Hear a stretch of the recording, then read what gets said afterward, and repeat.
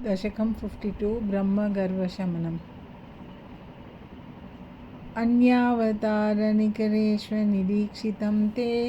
भूमातिरेकमभिवीक्ष्य तदागमोक्षे ब्रह्मा परीक्षितुमनास परोक्षभावं निन्येथ वत्सकगणान् प्रवितत्य मायां वत्सानवीक्ष्य विवशे पशुपोत्करे तान्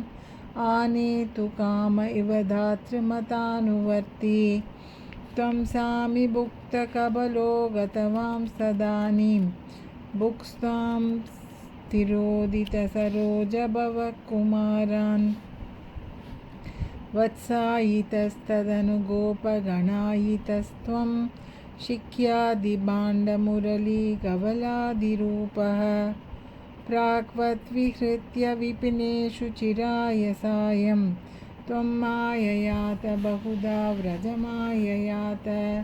त्वामेव्यशिख्य गवलादिमयं ददानः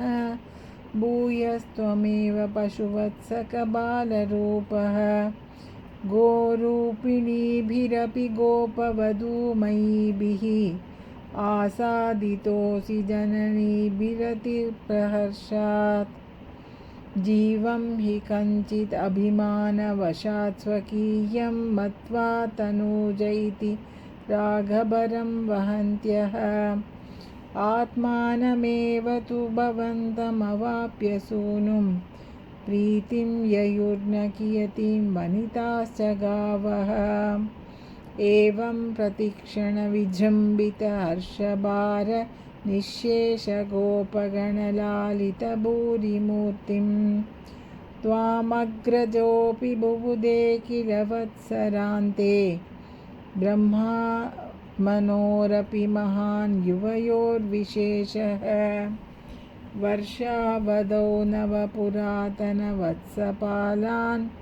दृष्ट्वा विवेकमसृणे द्रुहिणे विमूढे प्रादीदृशप्रतिनवान् मकुटाङ्गदादि भूषान् चतुर्भुजयुज सजलाम्बुदाभान्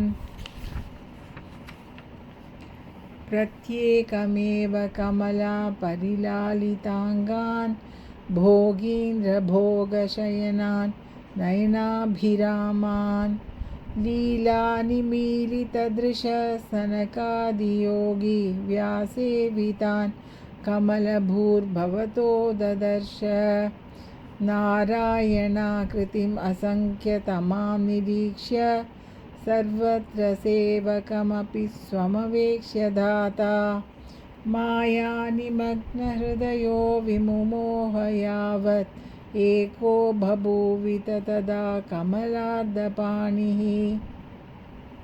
नश्यन्मदे तदनु विश्वपतिं मुहुस्त्वां नत्वा च नूतवति धातरिधामया ते पोतैः समं प्रमुदितैः प्रविशन्निकेतं वातालयाधिपविभो परिपाहि रोगात् श्रीकृष्ण शरणं मम गोपिका जीवनस्मरणं गोविन्द गोविन्द।